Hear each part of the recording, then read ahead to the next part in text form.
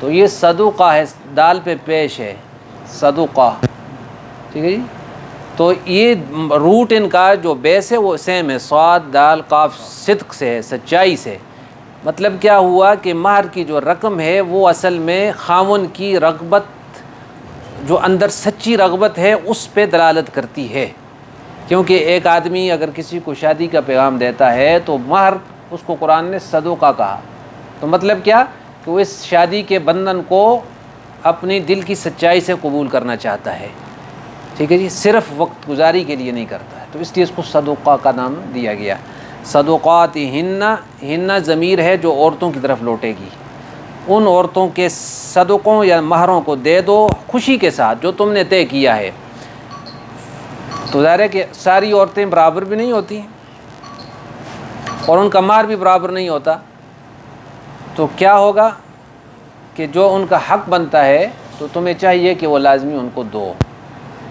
صرف کاغذی حد تک نہ ہو۔ فَإِن طِبْنَ، اس کے بارے میں تو یہ بھی ہے کہ اگر زندگی میں نہیں دیا خاوند نے کسی کو اس کا مہر، تو مرنے کے بعد اس کی وراثت میں، اس کی وصیت کے بعد اس کو بھی بطور قرض لکھ کر وہ عورت کو دیا جائے گا، ٹھیک ہے جی۔ اگر اس نے نہیں دیا، ہمارے ہاں تو عام طور پر مہر دینے کا رواج ہی نہیں ہے، ٹھیک ہے جی، حالانکہ یہ حق ہے۔ اور بعض علاقوں میں کیا ہوتا ہے کہ والدین لے لیتے ہیں عورت کی، لڑکی کی شادی کی یا بھتیجی بانجی کی شادی کی، اگر اس کے والدین نہیں ہیں تو پھر تو اور ظلم ہوتا ہے، تو اس کا حق مہر جو ہے والدین، چچا، مامے، پھوپھیاں کھا جاتے ہیں، اس بیچاری جس کا اصل حق ہے، جس کا، اس کو نہیں دیا جاتا۔ تو اس سے منع کیا کہ ان کو تم خوشی سے دو۔ فَإِن طِبْنَ لَكُمْ عَنْ شَيْءٍ مِّنْهُ نَفْسًا، پھر اگر وہ اس میں سے کچھ چھوڑ دیں تم کو، نفساً اپنی خوشی سے، یعنی طیب نفس جس کو کہتے ہیں، اپنی دل کی خوشی سے تمہارے لیے کچھ چھوڑ دیں اس میں سے، فَكُلُوهُ، تو پھر اس مہر کی رقم کو یا جو وہ مال ہے اس میں سے تم کھاؤ، ہنیًا مریٰ، ایسا کھانا جو تمہیں جچتا بجتا ہو، ایسا، یعنی خوشی سے اس کو خوشگوار سمجھ کے کھاؤ، اس میں تکلیف نہ ہو، لیکن وہ اپنی خوشی سے اس کو چھوڑ دیں۔ اب ظاہر ہے کہ بعض دفعہ بڑی جائیداد ہوتی ہے عورت کے جو ہے اس میں مہر میں بڑی چیز ہوتی ہے، تو خاوند کو ضرورت پڑ جاتی ہے۔ یہاں تو یہ ہوتا ہے کہ خاوند اس کو بھی اپنا حق سمجھ کے کھا لیتے ہیں، حالانکہ اس کا مال ہے، تو اس کو اپنی اجازت سے اگر وہ کہتی ہے، دیتی ہے تو ٹھیک ہے، اور اگر سارا ہی معاف کر دے تو پھر بھی معاف ہے۔ لیکن اگر وہ کہتی ہے نہیں میرا مال جو ہے مجھے چاہیے، تو خاوند کا حق ہے کہ دے، لیکن چونکہ گھر کے اندر ایک یونٹی میں رہتے ہوئے ایک دوسرے کا لحاظ کر کے، چشمے صرف نظر کر کے چلنا پڑتا ہے، اور خاوند بہت زیادہ ضروریات کا کفیل ہوتا ہے، تو اس لیے عام طور پر عورتیں اس کا مطالبہ نہیں کرتی ہیں، لیکن اس کا یہ مطلب نہیں ہے کہ وہ عورتوں کا حق کالعدم ہو گیا ہے، یہ دو مختلف باتیں ہیں۔ تو اگر وہ اپنے مال میں سے کچھ چھوڑ دیں یا سارا ہی چھوڑ دیں، کیونکہ یہ من دو معنی میں آتا ہے عربی میں، من کا مطلب بعض کے لیے استعمال ہوتا ہے، اور من بیان کے لیے، بیان کا ہو تو من ہو اگر وہ سارے ہی چھوڑ دیں، اور بعض کا من ہو اس میں سے کچھ ایسا چھوڑ دیں، تو فکلو ہو تو تم کھاؤ اس کو ہنیٰ مریٰ، مزیدار اور خوشگوار سمجھ کر۔ یہ بھی شوہروں کے لیے کہا ہے، ساس سسر کے لیے نہیں کہا کہ ان کے لیے چھوڑ دیں، یا اس کے جو ہے نا دیوروں کے لیے، اور اس کی کیا کہتے ہیں جو نندیں وغیرہ ہوتی ہیں ان کے لیے چھوڑ دیں، ایسا کوئی چکر نہیں ہے۔ تو چونکہ اس زمانے میں اس کا زیادہ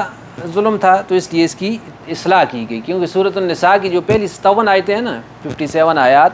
اس میں اصلاح معاشرہ، وہ معاشرے کی وہ چیزیں جو انسان کے ہاتھوں میں ہیں، جن کا تعلق ایک دوسرے کے ساتھ ریلیشن کے ساتھ متعلق ہے، یعنی اس میں حکومت کا ہاتھ پہلے نہیں پہنچتا، پہلے انسان کا انسان کے ساتھ ہاتھ پہنچتا۔ تو 57 آیات میں اصلاح معاشرہ کے ان خطوط کو واضح کیا گیا، اس میں بھی خاص طور پر عورتوں کے لیے اور بچوں کے لیے اور یتیموں کے لیے حقوق کو بیان کیا گیا ہے، کیونکہ عرب کے معاشرے میں رواج یہ تھا کہ جو لڑ سکتا ہے، دشمن کا مقابلہ کر سکتا ہے، مال کا وارث بھی وہی ہے، اور اگر ایسا نہیں ہے تو سکا بیٹا بھی ہو، اگر وہ چھوٹا ہے تو اس کو کچھ نہیں دیتے تھے، بیوی ہو تو اس کو بھی کچھ نہیں ملتا تھا۔ تو یہ قرآن کی وہ عظیم الشان اصلاحات ہیں، اصلاحات کہ جس نے آ کر ریفارمیشنز آپ یہ کہہ سکتے ہیں کہ اس معاشرے میں کمزور کو اٹھا کر بلند کر دیا۔ کہ نہیں ان کا حق ہے، ان کے ساتھ خدا کی تائید ہے ان کے ساتھ۔ اور پھر جو 57 آیتوں کے بعد اگلی آیات ہیں ان میں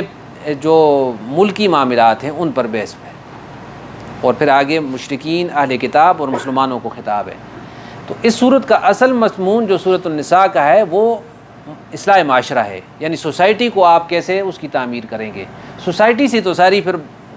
ملک بنتا ہے اور ساری دنیا بنتی ہے۔ اگلی صورت میں آپ جب اس صورت سے اگلی صورت کی طرف چلیں گے سورۃ المائدہ میں، تو وہاں پہ ملکی معاملات کو، یعنی جس پر کنٹرول چاہیے، گورنمنٹ کے جو معاملات ہیں ان پر زیادہ بحث ہے۔ تو اس میں جو معاملات ہماری ڈیلنگ ہے آپس میں، خاص طور پر گھریلو، یعنی یونٹ جو گھر سے سٹارٹ ہوتا ہے، اس میں اگر ہم سچ پہ اور عدل پہ قائم نہیں ہیں تو ہم اگر نعرے ماریں کہ جی ہم اسلامی حکومت قائم کریں گے، پہلے تم اپنے گھر کے یونٹ کو تو دیکھو، اس میں تمہاری حکومت قائم ہے اسلامی، جہاں پہ تمہارا ہاتھ پہنچتا ہے۔ تو یہ اصلاح گویا وہاں سے شروع ہو رہی ہے۔ تو اس میں بیوی جو انسان کے ہاتھ کے نیچے ہے، پہلے اس کا حق دو بھائی۔ باہر تم اسلامی حکومت قائم کرنا، لیکن پہلے اسلامی حکومت گھر میں قائم کرو، جو گھر کی آپ کی ہے زوجہ، اس کا حق دو، یہ ہو گیا حق کے واجب دو۔ پھر اس کے بعد آگے ارشاد ہوا وَلَا تُؤْتُوا السُّفَهَاءَ، اب یہ ہے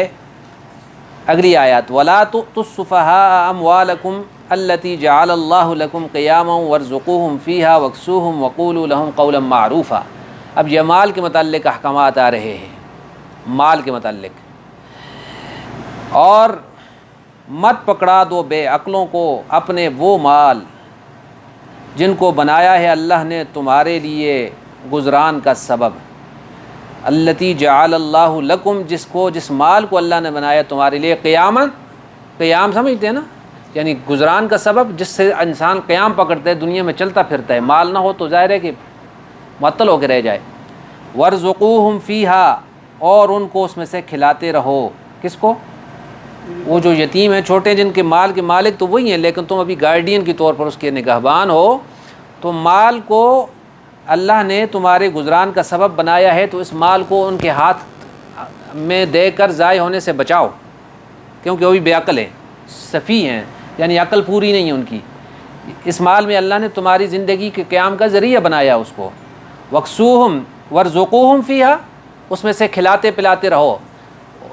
ان کو، جو ان کا جنی ظاہرے کی ضرورت ہے اس کی روزانہ کی۔ وَاكْسُوهُمْ، اور اس کو پہناتے رہو، یعنی روٹی کپڑا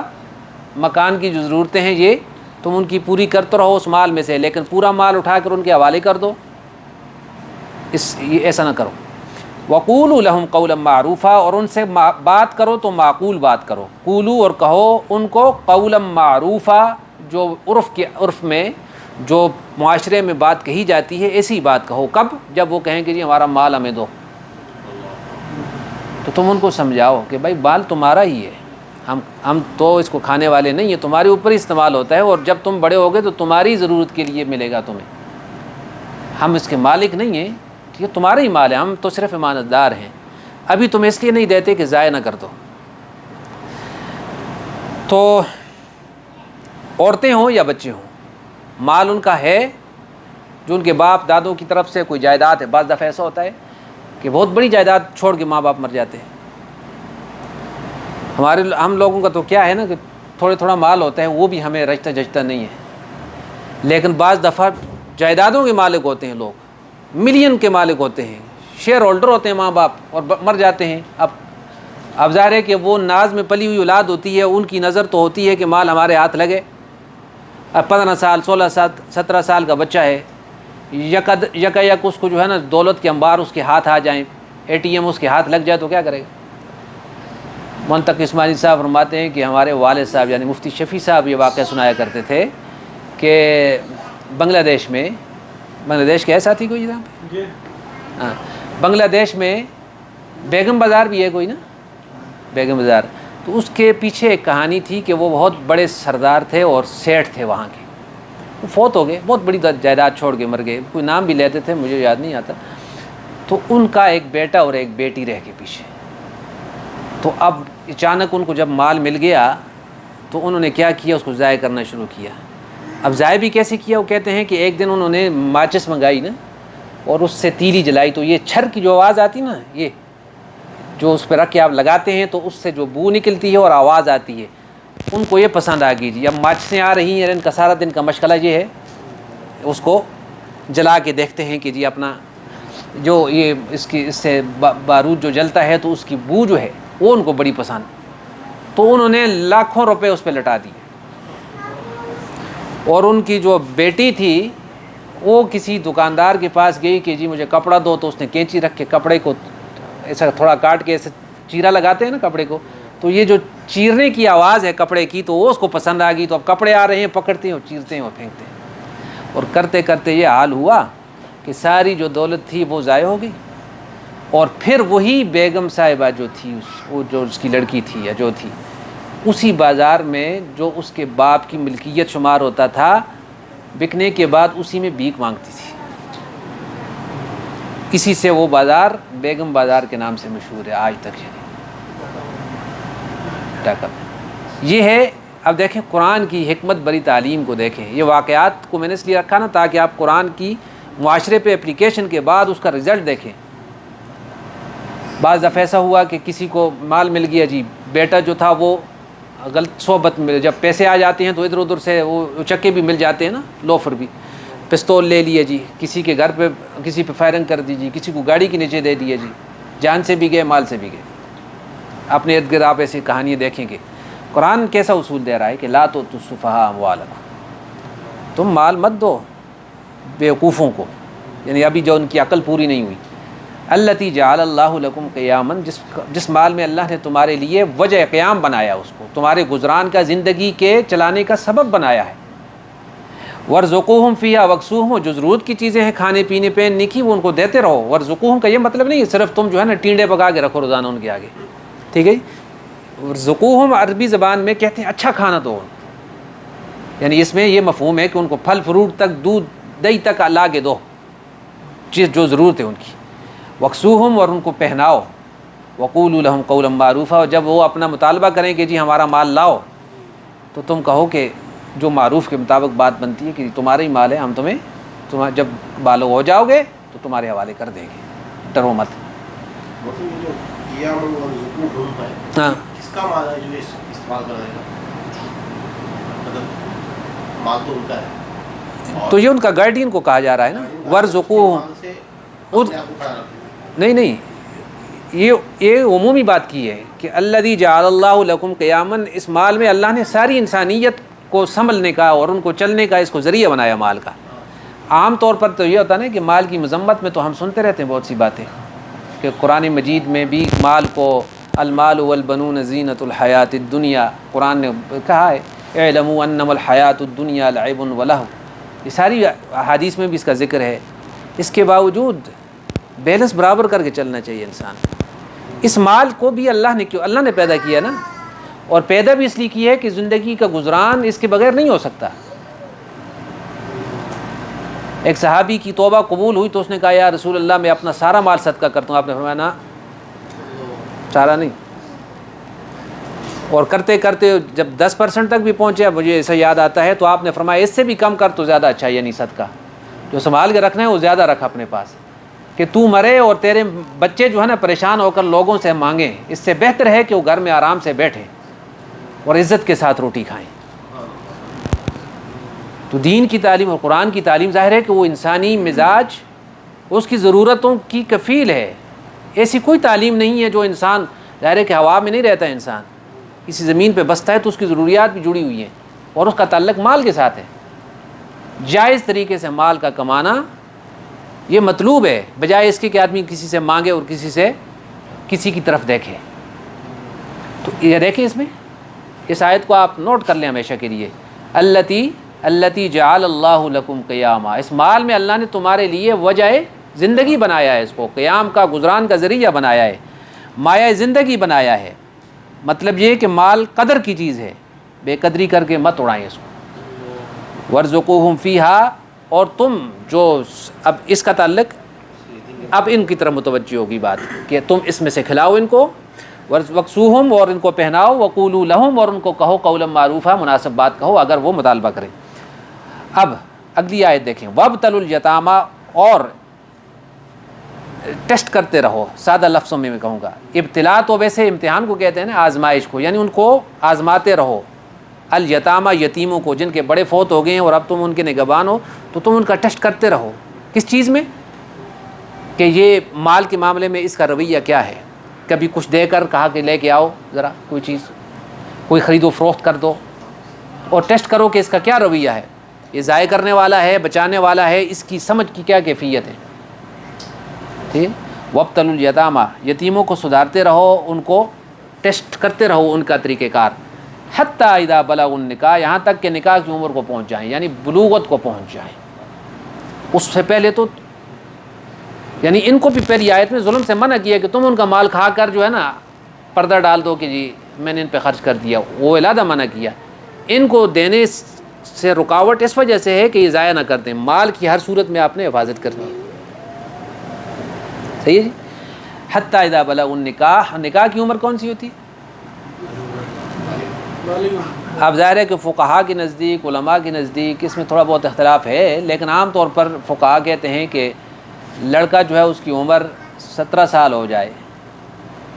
اور امام اب صاحب فرماتے ہیں 18 سال ہو جائے تو وہ بالغ ہے, اور لڑکی 15 سال کی ہو جائے تو وہ بالغہ ہے. اور اگر کوئی بظاہر ایسا نہیں ہے تو اس کے لیے یہ کہا جاتا ہے کہ اگر لڑکی کو حیض آ جائے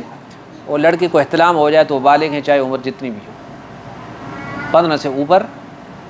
کوئی بھی, 16 بھی ہو سکتی ہے, 17 بھی ہو سکتی ہے, 18 بھی ہو سکتی ہے, ڈیپینڈ کرتا ہے اس کی جسامت پہ بھی اور علاقے پہ بھی. تو اگر وہ اپنی بلوغت کو پہنچ جائیں تو پھر یتیم نہیں رہتے وہ, یعنی اب سمجھداری کی عمر میں داخل ہو گئے اور تم اس کی ان کی آزمائش بھی کرتے رہو. یہ نہیں ہے کہ بالغ ہو گئے تو پھر بھی مال دے دو, نہیں, آزمائش کر کے. حتی اذا بلغوا النکاح, آگے دیکھیں قرآن کی تعلیم. فإن آنستم منہم رشدا, پھر اگر دیکھو ان میں ہوشیاری, پھر اگر تم پاؤ منہم ان سے رشدن, ہوشیاری. رشید کہتے ہیں ایسے آدمی کو جو سمجھدار ہو, معاملہ فہم ہو, نہ عاقبت اندیش نہ ہو, اندھا دھن نہ چلتا ہو, وہ رشید ہے. قرآن میں نا الیس منکم رجل الرشید, تم میں کوئی سمجھدار فہیم آدمی کوئی نہیں. تو یہ وہی معنی ہے کہ فَإِنْ آنَسْتُم مِّنْهُمْ رُشْدًا, پھر اگر تم پاؤ ان میں ہوشیاری, یعنی آپ نے ڈیلنگ میں دیکھ لیا ان کو کہ سمجھدار آدمی ہے, ضائع نہیں کرتا, بچہ سمجھدار ہے. فَادْفَعُوا إِلَيْهِمْ أَمْوَالَهُمْ, تو ان کے مال ان کے حوالے کر دو. اب یہ ہے سٹیج جس پہ آپ نے مال ان کے حوالے کر دینا, کہ آپ نے پا لیا, تھوڑا آزما بھی لیا کہ ضائع کرنے والا نہیں بلکہ سنبھالنے والا ہے اور سمجھدار ہے. وَلَا تَأْكُلُوهَا, اب یہ گارڈین کو دوبارہ اگلا حکم ہے, لا تاکلوها اسرافا و بدارا, اور کھا نہ جاؤ, لا تاکلوها, اس مال کو, اے سرپرستو تم اس مال کو کھا نہ جاؤ, اسرافا, ضرورت سے زیادہ, اسراف کر کے. کس کا مال؟ ان کا مال. و بدارا, اور حاجت سے پہلے. بدارا کا مطلب جلدی جلدی بھی کر سکتے ہیں, ٹھیک ہے جی, یعنی حاجت سے پہلے, ابھی تمہیں ضرورت نہیں ہے لیکن ڈر کیا ہے؟ این یکبرو, کہ وہ بڑے نہ ہو جائیں, کہ ان کے بلوغت سے پہلے ہم جلدی جلدی مال کو استعمال کرنی کسی جگہ پہ, یہاں پہ کوئی جگہ بنا لی, وہاں پہ کوئی کمرہ بنا لیا, وہاں سے کوئی چیز لے لی, گاڑی لے لی. کس لیے؟ کہ بڑے ہو جائے تو پھر تو بڑے ہو کر تو مال تو ہمیں سارا دینا پڑ جائے گا, تو جلدی جلدی اور زیادہ سے زیادہ مال ہم کسی طریقے سے اس کو استعمال کر لیں. ہوتا ہے ایسا نا. تو لا تاکلوها اسرافا, مال کو تم کھاؤ بھی مت ضرورت سے زیادہ, و بدارن, اور حاجت سے پہلے بھی مت کھاؤ. این یکبرو, اس ڈر سے کہ بڑے نہ ہو جائیں تو ہم اس سے پہلے ختم کر لیں, یعنی اپنی ضرورت. ومن کان غنیا, اور جس کو حاجت نہ ہو, غنی ہو جو, یعنی سرپرستوں میں سے جو غنی ہو, جس کے پاس اپنا اللہ کا دیا ہو بہت کچھ ہو, فلیستعفف, تو مال یتیم سے بچتا رہے. یعنی اس کو چاہیے کہ اپنا جو کھانا پکانا ہے یا کوئی چیز لینی ہے, کپڑے ہوتے ہیں نا, عید, شب قدر, یہ وہ, تو اس میں کوشش کرے کہ یتیم کے مال کو بالکل ہی علادہ رکھے. اپنا بھتیجا ہے, بھانجا ہے, یا اور کوئی بھی اپنا رشتہ دار ہے, یتیم اس کے پاس رہ گیا ہے, تو کوشش کرے کہ اپنا مال بالکل ہی اپنے سے اس پہ استعمال کرے, لیکن ایسی کوشش نہ کرے کہ اس کا مال اس کی طرف آئے. من کان غنیا, تم میں جو غنی ہو, یعنی جو خود ہی صاحب مال ہو. فلیستعفف کا کیا معنی کیا؟ بچتا رہے. وہ کس سے بچتا رہے؟ یتیم کا مال کھانے سے بچتا رہے. ومن کان فقیرا, اور جو کوئی محتاج ہو, خود ہی بیچاری کے پاس اگر کچھ نہیں ہے, غریب آدمی ہے, فلیاکل بالمعروف, تو چاہیے کہ کھائے دستور کے موافق، ٹھیک ہے جی۔ ہماری ان کو میں کہتے ہیں نا مرغی جو کھاتے ہیں نا اس کے پروں سمیت مت کھائے، ٹھیک ہے جی۔ مرغی کھانی بھی ہے تو پروں سمیت مت کھائے۔ مطلب کیا ہے، فلیاکل بالمعروف ہے، یہ بھی فقیر ہے، غریب آدمی ہے، ظاہر ہے کہ اس کے پاس 2-4 یتیم کے اس کے حوالے ہو گئے ہیں، اب وہ اپنی آمدن میں اتنا گزارا نہیں کر سکتا، اور جائیداد کے مالک یہ بچے ہیں، تو ان کی جائیداد میں سے ان کی نگہبانی کے فریضے کے طور پر کچھ نہ کچھ اپنے اوپر بھی استعمال کر سکتا ہے۔ فلیاکل بالمعروف یعنی کھائے معروف طریقے سے، یہ مطلب ہے۔ لیکن بیلنس دیکھیں ذرا تعلیم کا، غنی کو کہا کہ تمہیں تو خدا کا دیا ہوا بہت کچھ ہے، تو پھر اس مال کی طرف کیوں نظریں رکھتے ہو تم؟ اور غریب کو کہا کہ تمہیں ان کو کھلانا ہے، ان کی خدمت، تو خدمت گیری جو تم کر رہے ہو اس کی وجہ سے کہ خود تم تنگ دست ہو، تم اپنے بچے زیادہ ہیں، تو کیا کرو، ان کے مال کو بھی ان پہ استعمال کرو، اور اگر اس میں سے کچھ تمہیں خود بھی حق الخدمت کے طور پر لینا پڑ جائے مجبوری کے طور پر اپنی غریبی کی وجہ سے، تو معروف طریقے کے مطابق کرو، 2 نمبریاں نہ کرو کہ اندر سے جو ہے مال اپنے ہاتھ کیا اور اپنا بالکل ہی چھوڑ دیا، اور سارا انہی کا، اپنے بچوں کو بھی کھلا رہا ہے، خود بھی کھا رہا ہے اور ان کو بھی کھلا رہا ہے کہ جی کیونکہ میں جی ان کی خدمت کر رہا ہوں، ایسا نہ کرو یعنی۔ لیکن کھا سکتے ہو، بالکل تمہیں ممنوع نہیں ہے، کیونکہ اگر یہ ممنوع ہوتا تو گناہ ہوتا، تو خدا نے اس کو اجازت نامہ گویا دے دیا معروف کے لفظ کے ساتھ کہ جو دستور ہے اس کے موافق کھاؤ۔ آگے ارشاد ہے فَإِذَا دَفَعْتُمْ إِلَيْهِمْ أَمْوَالَهُمْ، پھر جب ان کے حوالے کرو ان کے مال، یعنی جب تم غریب ان کو یتیموں کو ان کے مال ان کے حوالے کرنے تک پہنچ جاؤ، یعنی وہ بالغ ہو جائیں اور مال آپ نے واپس دینا ہے، ان کو جائیداد لکھ کے دینی ہے، اسٹامپ پیپر جتنے بھی ہیں ان کے حوالے کرنے ہیں، تو کیا کرو، فَأَشْهِدُوا عَلَيْهِمْ، تو گواہ کر لو اس پر، باہر سے آدمی لے کر یا اپنی برادری میں سے آدمی اکٹھے کر کے اس پہ گواہ کرو کہ بھئی آ جاؤ، یہ میرا بھتیجا تھا، بھانجا تھا، فلانا تھا، اس کا یہ مال میرے بھائی کا یا بہن کا تھا، تو یہ میں نے آج ان کے حوالے کر دیا، یہ تمہارے سامنے، اور گواہ کو دستخط لے لو۔ مالی معاملات میں آپ اس سے پہلے سورہ بقرہ میں بھی دیکھ چکے ہیں کہ جب بھی آپ کوئی ڈیلنگ کرتے ہیں کسی سے، تو وہاں پر بھی آپ نے سب سے بڑا جو رکوع تھا، سیکنڈ لاسٹ رکوع جو سورہ بقرہ کا، اس میں یہی تھا کہ جب بھی تم ڈیلنگ کرو، معاملہ چھوٹا ہو یا بڑا ہو، تو کیا کرو، لکھ لو اس کو، وَلْيَكْتُبْ بَيْنَكُمْ كَاتِبٌ بِالْعَدْلِ، لکھنے والا بالکل عدل کے ساتھ اس کو لکھ لے، اور اس کے اوپر 2 گواہ بنا لو اپنے لوگوں میں سے، اگر 2 آدمی نہیں ملتے تو 1 آدمی اور 2 عورتیں جو ہیں ان کو گواہ بنا کر بات کو پکا کر لو۔ اور بغیر اس کے یہ گناہ علماء نے شمار کیا ہے کہ آپ ایسی ڈیلنگ کرتے ہیں جس پہ شہادت نہیں ہے، اسی سے کتنے بڑے بڑے پنگے ہوتے ہیں کہ جی کسی کے آپ نے اس کو دے دیا جی کسی کے منہ پر، جی ٹھیک ہے جی میں آپ کے کہنے پہ، نہ کوئی گواہ ہے، نہ کوئی لکھت ہے، نہ کوئی ویڈیو ہے، نہ کوئی میسج ہے، آپ نے بھیج دیا مال جی اس کو، اب اس کے حالات خراب ہو گئے، آپ مانگتے رہے، نہ ہوا تو اس نے کیا کیا، آخر میں کہا میرے پاس ہے، تو نے کب دیا تھا مجھے، اب کیا کر سکتے ہیں؟ اور ایسے واقعات ہو چکے ہیں، ہوتے ہیں کہ نہیں ہوتے؟ مجھے ایک آدمی نے ویڈیو بھیجی تھی، اس کے ساتھ تفسیر جو لکھی ہوئی تھی، پتہ نہیں ادھر گجرات وغیرہ کی کہیں کی تھی، سکے دوست سے مراد یہ ہے کہ بہت پکے دوست، جانی دوست ہیں، تو ایک نے دوسرے سے 5 لاکھ روپیہ بطور قرض لیا، اب یہ دوسرا 1 مہینہ 2 مہینہ 4 مہینے کا جو ہوتا ہے وقت وہ ختم ہوا، تو اس نے مطالبہ شروع کیا کہ میرے پیسے واپس کرو بھائی، مجھے ضرورت ہے، اب اس کے پاس نہیں تھے یا دینا نہیں چاہتا تھا، نیت خراب تھی، اب وہ ٹالتا رہا اور روزانہ موٹر سائیکل لے کر اس کے گھر کے دروازے کے سامنے، اب جو ویڈیو میں نظر آ رہا ہے وہ یہ بیچارہ اس کو پیسے لینے کے لیے گیا ہے، موٹر سائیکل پہ بیٹھا ہے، باتیں ہوتی رہی ہیں، اور پھر یہ اپنے مزے میں بیٹھا ہے موٹر سائیکل پہ، تو اس نے پیچھے سے پستول نکال کے اس کو وہیں پہ مار دیا، قتل کر دیا اس کو۔ اب یہ معاملہ یعنی 5 لاکھ روپیہ بھی دے کر جان سے بھی گیا بیچارہ۔ اس لیے اللہ تعالیٰ قرض سے بھی سب کو بچائے، مرض سے بھی سب کو بچائے، لیکن ظاہر ہے کہ اس کے بغیر قرض کی جو ہے وہ اپنی جگہ پہ آئی کہ کسی کی آپ مدد کرتے ہیں تو اگر آپ صدقہ کرتے ہیں تو 1 کا 10 ملتا ہے، اور کسی کو قرض دیتے ہیں تو 18% ہوگا ملتا ہے آپ، لیکن قرض بھی آدمی اس کو دیتا ہے نا کہ جس کو پتہ چلے کہ یہ واپس بھی کرے گا، اور واپسی کے لیے دستاویز لکھنا ضروری ہے۔ اور یہاں بھی آپ دیکھیں اپنا مال ہے اپنی رشتہ داری میں، لیکن آپ دیتے ہیں تو اس پہ گواہ بنا لیں۔ ہمارے اپنے بھائی انہوں نے 1,00,000 درہم جو ہے سعودی ادھر دبئی میں ایک آدمی کو دیا اپنے دوست کو، ایسی ریٹرن نہیں لی، بہت قریب کے دوست تھے، ہو گیا دائیں بائیں ہو گیا، آج تک اس کو کوئی پتہ نہیں کہاں گئے۔ تو اس لیے چھوٹا قرآن کی دیکھیں تعلیم میں وہ معاملہ اس کو اگر آپ شروع سے بند کر دیں تو قتل تک نہ جاتا،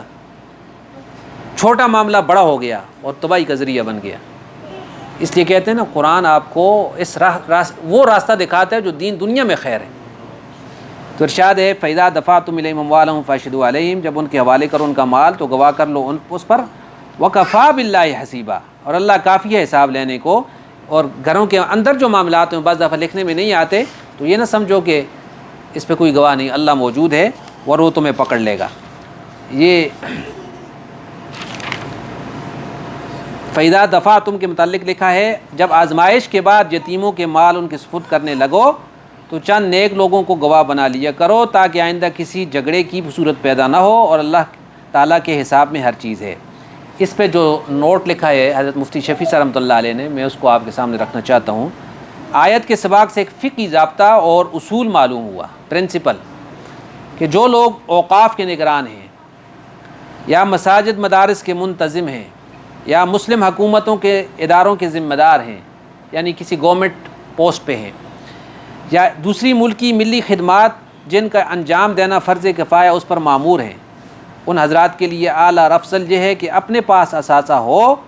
اور اپنے بچوں کے ضروری اخراجات پورے کر سکتے ہوں تو اداروں سے اور حکومت کے بیت المال سے کچھ بھی نہ لیں، حق الخدمت کے طور پر گورنمنٹ کے اداروں سے کچھ بھی نہ لیں اگر خود مالدار لوگ ہیں۔ جیسے کہتے ہیں نا کہ ہم تو عوام کی خدمت کے لیے آئے، اور سب سے پہلے پھر کرپشن شروع کرتے۔ حضرت صدیق اکبر رضی اللہ عنہ کو خلیفہ بنایا گیا تو خود اپنی جو تجارت تھی اس کے لیے نکلے تو حضرت عمر نے فرمایا کہ 2 کام نہیں چلیں گے، آپ کی ذمہ داری میں خلل پڑے گا، آپ چونکہ پوری رعایا کی نگہبانی کا فرض دے رہے ہیں تو بیت المال آپ سے ساتھ تعاون کرے گا۔ لیکن ایک آدمی بڑا جائیداد اور مالک ہے، بڑا لینڈ لارڈ ہے جی، وہ کہتے ہیں میں MP اے MLA بنتا ہوں عوام کی خدمت کے لیے، اور پھر اس کو 1,00,000 2 لاکھ 1.5 لاکھ کی تنخواہ اور اس میں بھی کرپشن کرنے کے لیے ریڈی ہے، تو اس کو چاہیے کہ مال نہ لے اگر اپنے پاس گزارے کے لیے مال موجود نہ ہو، اور کمانے کے اوقات ان کاموں میں مشغول ہو جاتے ہوں تو بقدر ضرورت اداروں سے مال لینے کا اختیار ہے، مگر قدر ضرورت کا لفظ پیش نظر رہے۔ بہت سے لوگ ضابطہ کے طور پر کاغذی خانہ پوری کے لیے اپنا ماہانہ کچھ ایسا مقرر کرتے ہیں، لیکن مختلف طریقوں سے اس سے کہیں زیادہ بے احتیاطی کے ساتھ اپنی ذات پر اور بال بچوں پر خرچ کرے جاتے ہیں۔ یہ کیسے ہوتا ہے؟ ٹکٹ لے لیے جی، بلوں کی مد میں لے لیے جی، میڈیکل کی مد میں لے لیے جی، اچھا جی پٹرول کی مد میں لے لیے جی، پھر جی ٹیلی فون کی مد میں لے لیے جی، بل بن گیا، وہ گورنمنٹ کے اداروں سے اوکے ہو گئے اور یہ جو ہے اس مال کھا لیا اس نے۔ تو یہ ڈرنا چاہیے، اس کو ایسا نہیں کرنا چاہیے، کیونکہ یہ بیت المال کا جو نگہبان، حضرت عمر فرماتے تھے نا اپنی ذاتی کہتے تھے میں متولی ہوں بیت المال کا، میں غریبوں کا مال دوں گا، ہاں جب میرے پاس کچھ بھی نہیں رہے گا تو میں اس میں سے اتنا لوں گا جس سے میری زندگی کا نظام چلتا رہے۔ تو یہ تو فاروق اعظم تھے رضی اللہ عنہ، تو اپنی ذات پہ بھی سخت احتساب کر رکھا تھا، مختلف طریقے سے کہیں سے زیادہ بے احتیاطی کے ساتھ اپنے بچوں پر خرچ کرتے چلے جاتے ہیں۔ اس بے احتیاطی کا مداوع سوائے خوف الہی کی کچھ نہیں۔ آیت کے آخری ٹکڑے میں ہے وَكَفَىٰ بِاللَّهِ حَسِيبًا، فرما کر جملہ عوام اور خواص کو توجہ دلائی گئی ہے کہ جسے اللہ کے محاسبے کا خیال ہو وہی ناجائز مال سے بچ سکتا ہے، جس کو ڈر ہی نہیں ہے کیا جنت کیا جہنم، کھاؤ باتیں بڑی بڑی کرو، لیکن جس وقت 10 20 50 100 کی بات آئے تو وہاں بھی آدمی پھسل جائے تو اس کی ایمان کا کیا اعتبار ہے۔ تو یہاں سے آگے اس انشاءاللہ اگلے درس تک یہ رکوع ختم ہو جائے گا، تو اس اگلے جو آیات آ رہی ہیں یہ بنیاد ہیں علم وراثت کی، پھر وراثت کی تقسیم یا اس کی تفصیل وہ اگلے رکوع میں آئے گی، یعنی اگلے درس میں ہم صرف وراثت کے متعلق ایک اس کا خلاصہ پڑھیں گے، اس کے بعد اگلا رکوع ہے جو تفصیل ہے کہ آدمی اگر مر جائے تو اس کی جائیداد کو کس طریقے سے تقسیم کرنا ہوگا. یہ دین کا حصہ ہے, قرآن میں آ رہا ہے نا. تو اس کا مطلب یہ ہوا کہ مال اور اس کے مالی امور کے متعلق خدا کی تقسیم کیا ہے اس کا علم ہونا ہر مسلمان کو ضروری ہے. اپنی مرضی نہیں چلتی اس میں, نہ کمانے میں مرضی چل سکتی ہے نہ تقسیم کرنے میں مرضی چلتی ہے اس کی. تو یہ بہت ہی اہم ہے. اس سے چونکہ تھوڑا اگلا ہم اس سے اتنی تفصیل میں نہیں جائیں گے کہ تفسیر ایک طرف رہ جائے اور ہم علم میراث پڑھنا شروع کر دیں, لیکن موٹا موٹا جو مسائل ہوں گے انشاءاللہ اس کو موقع پہ دیکھیں گے. تو آج کی آیات کا نتیجہ کیا ہے جی؟ ایک بار اس کا دیکھ لیں. ولا تؤتوا السفہاء سے, اور اگر یتیم بالغ ہو جائیں یعنی ان کے لیکن کم عقل ہوں تو تم ان کم عقلوں کو اپنے وہ مال مت دو جن کو اللہ نے ایسے کام کا پیدا کیا ہے کہ ان کو تمہارے سب کے لیے مایہ زندگی بنایا ہے قیاماً, اور ان مالوں میں سے ان کو کھلاتے رہو, پہناتے رہو اور ان سے معقول بات کہتے رہو, یعنی ان کو تسلی کرتے رہو کہ مال تمہارا ہے, تمہاری خیرخواہی کی وجہ سے ابھی تمہارے پاس نہیں ہے, سمجھدار ہو جاؤ گے تو دے دیا جائے گا. اور جب مال سپرد کرنے کے لیے ہوشیاری دیکھنا ضروری ہے تو تم یتیموں کو بالغ ہونے سے پہلے ہوشیاری کی باتوں میں آزمایا کرو. کبھی کوئی چیز خرید کر اس سے لے لی یا کچھ ایسی باتیں, یہاں تک کہ ان کو آزمایا جائے جب وہ نکاح کی عمر کو پہنچ جائیں, بالغ ہو جائیں. اگر ان میں ایک گنا تمیز دیکھو یعنی حفاظت اور رعایت, مال کو بچانے کا ڈھنگ ان میں ہو تو ان کے مال ان کے حوالے کر دو, اور اگر سلیقہ یا انتظام معلوم نہ ہو تو حوالے نہ کیا جائے. اور ان یتیموں کے مالوں کو ضرورت سے زائد اٹھا کر اور اس خیال سے کہ یہ بالغ ہو جائیں گے تو پھر ان کے حوالے کرنا پڑے گا, جلدی جلدی اڑا کر مت کھاؤ. اور اگر اس طرح نہ اڑائیں بلکہ تھوڑا کھانا چاہیں تو اس کا یہ حکم ہے کہ جو آدمی اس مال سے مستغنی ہو یعنی خود اس کے پاس اپنا مال ہو, صاحب نصاب, تو سو اپنے کو تو بالکل تھوڑا کھانے سے بھی بچائے, اور جو آدمی حاجت مند ہو تو مناسب مقدار سے جس سے ضروری حاجتیں پوری ہو جائیں کھا لے. پھر جب وہ بلوغ اور رشد تک پہنچ جائیں تو ان کے مال ان کے حوالے کرو, تو بہتر ہے کہ مال دیتے وقت ان پر گواہ بھی کر لیا کرو, اور ویسے تو اللہ ہی حساب لینے والا کافی ہے. یہ ہو گیا جی مال کے متعلق, اور ان مسائل کو اپنے اوپر اپلائی بھی کیا کریں, میں بھی اور آپ بھی. جس کا جو حق بنتا ہے اگر ہمارے کنٹرول میں کسی جگہ سے آ رہا ہے تو آیات ہمیں کہتی ہیں کہ ان کا حق دو, اور آپ کی رشتہ داری میں, ہماری رشتہ داری میں جہاں پہ یتیم یا کوئی ایسے لوگ ہیں کمزور, اور کسی نے چاچے مامے پھوپھے نے اگر کسی کا مال دبایا ہوا تو آپ ان آیات کو اس کو پہنچائیں کہ دیکھو جی یہ مال فلانے کا حق ہے, اس کو دو, کھاؤ گے تو نقصان کرو گے اپنا. یہ علیحدہ بات ہے کہ اس بات کے بعد وہ آپ سے بات نہیں کرے گا, لیکن ہمارا حق یہ ہے کہ ہم معلوم کریں اور پہنچائیں. ٹھیک ہے جی, اللہ مجھے آپ کو توفیق. اللہ